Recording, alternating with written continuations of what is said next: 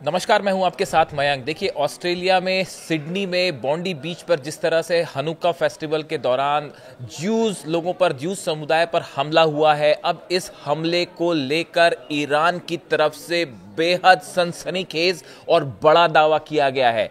Iran की तरफ से यह कहा गया कि इस हमले के पीछे इजराइल का हाथ हो सकता है। देखिए, बेहद चौंकाने वाली बात है जो ईरान कर रहा है।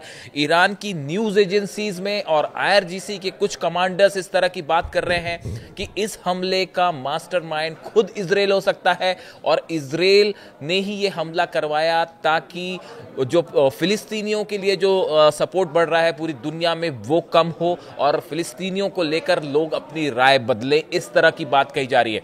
देखिए, ईरान की तरफ से जो बातें कही गई हैं वो क्या है वो हमें समझनी पड़ेगी।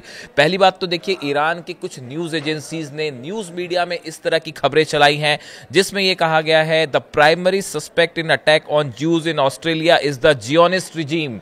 उसमें यह कहा गया, ईरान के न्यूज चैनल्स पे जो खबरें चली, ईरान के प्रिंट मीडिया में जो खबरें छप रही हैं, उसमें यह कहा जा रहा है कि ऑस्ट्रेलिया में जो हमला हुआ उसमें प्राइम सस्पेक्ट जो है वो जियोनिस्ट रिजीम मतलब इजराइल की ओर इशारा कर रहे हैं कि इजराइल हो सकता है। Presenting the violence as a false flag operation allegedly designed to serve Israeli interest. जो वहां का मीडिया कह रहा है ईरान का, उसका कहना ऐसा है कि ये जो पूरा हमला हुआ ऑस्ट्रेलिया में ये एक फॉल्स फ्लैग ऑपरेशन था। अब फॉल्स फ्लैग ऑपरेशन क्या होता है इसको समझिए। सरल शब्दों में अगर हम समझे, फॉल्स फ्लैग एक ऐसा ऑपरेशन होता है जिसमें कोई देश खुद ही हमला करवाएगा, खुद ही कोई साजिश रचेगा और अपने दुश्मन को बदनाम करने के लिए ये काम किया जाता है और दुश्मन पर आरोप लगा दिए जाते हैं। इसे कहते हैं फॉल्स फ्लैग ऑपरेशन। कई बार समंदर में हम देखते हैं जो पायरेट्स होते हैं वो किसी दुश्मन देश का ही जो है फ्लैग लगा के किसी ऑपरेशन को अंजाम दे देते हैं और ये कहा जाता है कि दूसरे देश पर आरोप लगाए जाते हैं। इसे कहते हैं फॉल्स फ्लैग ऑपरेशन। तो ईरान की न्यूज एजेंसीज का ये दावा है कि ये हमला इजराइल की तरफ से ही करवाया गया है क्योंकि इस हमले की वजह से फिलिस्तीनियों की बदनामी हो सकती है, ईरान को आरोप लगा के उन्हें बदनाम करने की कोशिश हो सकती है। ऐसा दावा ईरान का है। देखिए, ये सिर्फ ईरान के मीडिया की बात नहीं है, यही बात मोहम्मद रेजा नगाड़ी हैं। ये हैं आईआरजीसी के कमांडर हैं, ईरान की सेना के कमांडर हैं, senior IRGC general and top adviser to forces chief commander who publicly argued that Israel was the sole beneficiary of the attack. उनका कहना है इस हमले से अगर किसी को फायदा हो सकता है तो वो इजराइल को हो सकता है। ये ईरान के जो कमांडर हैं मोहम्मद रेजा, उनका कहना है। In a lengthy statement Nigadi asked who benefits from the Sydney incident before asserting the answer is clear, the only one who benefits from the Sydney incident is the Zionist regime. इनका भी ये कहना है, IRGC के इन commander का भी ये कहना है कि ये जो हमला हुआ इससे फायदा सिर्फ और सिर्फ इजराइल को होने जा रहा है। देखिए, जो ईरान का कहना है, जो ईरान के आईआरजीसी के कुछ कमांडर्स कह रहे हैं, वहाँ के खबरें जो चल रही हैं उनका कहना ऐसा है कि ऑस्ट्रेलिया में पिछले काफ़ी समय से प्रो गाजा सेंटिमेंट्स थे। लोग एक, यहाँ तक कि ऑस्ट्रेलिया की गवर्नमेंट ने भी एक फ्री फिलिस्तीनी देश को मान्यता देने की बात कही। उनका ये कहना था कि एक फ्री फिलिस्तीन जो है पैलेस्टाइन देश बनाया जाना चाहिए और ऑस्ट्रेलिया फिलिस्तीनियों के साथ खड़ा दिखाई दे रहा था। ईरान का आरोप यह है कि इस सेंटिमेंट को रिवर्स करने के लिए, फिलिस्तीनियों के खिलाफ एक सेंटिमेंट बनाने के लिए यह हमला करवाया गया। ऐसा दावा ईरान कर रहा है, ऐसा दावा ईरान की सेना कर रही है।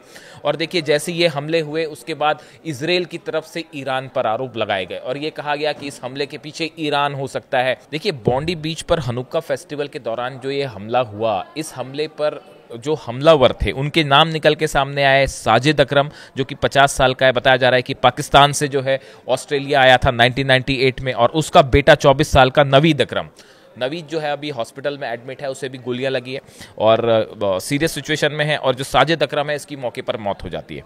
अब ऑस्ट्रेलिया के जो गृह मंत्री हैं टोनी बर्ग, उन्होंने ये बताया है कि 1998 में साजिद अकरम जो है स्टूडेंट वीज़ा पर ऑस्ट्रेलिया आया था। उसने एक ऑस्ट्रेलियाई महिला से शादी की और वो वहीं बस गया। उसके बाद 2001 में उसका बेटा हुआ जो कि नवीद जो है उसको ऑस्ट्रेलिया की सिटीजनशिप मिल गई। अब एजेंसीज ऑस्ट्रेलिया की ये जांच कर रही हैं कि आखिर ये हमला क्यों किया गया। क्या ये दोनों शख्स साजिद और उसका बेटा नवीद किसी इंटरनेशनल टेरर ग्रुप से जुड़े हुए थे?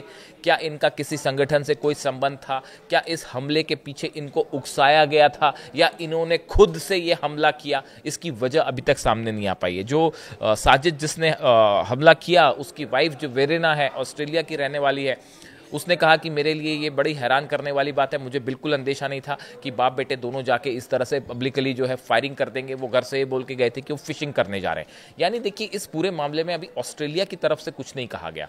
हमने देखा था कि हाल ही में कुछ वक्त पहले सिडनी और मेलबर्न में 2 जगह हमले हुए थे, दो रेस्टोरेंट्स अलग अलग जहां हमले हुए थे। उसको लेकर ऑस्ट्रेलिया और ईरान के बीच में खासा तनाव देखने को मिला था और ऑस्ट्रेलिया ने ईरान पर कई आरोप लगाए थे। उसके बाद एम्बेसडर जो है वहां के राजदूत, उनको भी वापस भेज दिया गया था।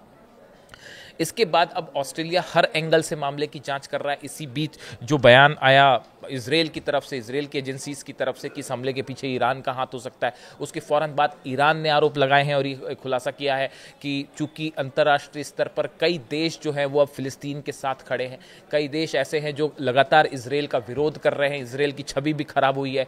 इसी वजह से हो सकता है कि ये जो है कोशिश वो इजराइल की तरफ से एक प्लांट ऑपरेशन था ताकि फिलिस्तीनियों के खिलाफ जो है सेंटिमेंट बने, इस तरह का दावा ईरान कर रहा है। देखिए, जब हमला हुआ उसके बाद जो है ईरान की तरफ से बयान आया, कई देशों की तरफ से अलग अलग बयान आए, ईरान की तरफ से भी बयान आया। Later in the day Iran foreign ministry spokesperson Ismail Baghaei condemned the attack saying we condemn the violent attack in Sydney Australia, terror violence and mass killing shall be condemned wherever they are committed. उन्होंने ये कहा कि पूरे दुनिया में कहीं पे भी मास किलिंग हो रही है, हम उसका विरोध करते हैं। किसी भी तरह का कोई भी आतंकी हमला होता है, हम उसका विरोध करते हैं। तो ईरान की जो स्पोक्स पर्सन है विदेश विभाग के, उन्होंने हमले के फौरन बाद इसकी सख्त आलोचना की। उन्होंने कहा ईरान किसी भी ऐसे आतंकी हमले के साथ नहीं है और ना ही इस तरह की किसी भी वारदात को जो है बढ़ावा देता है।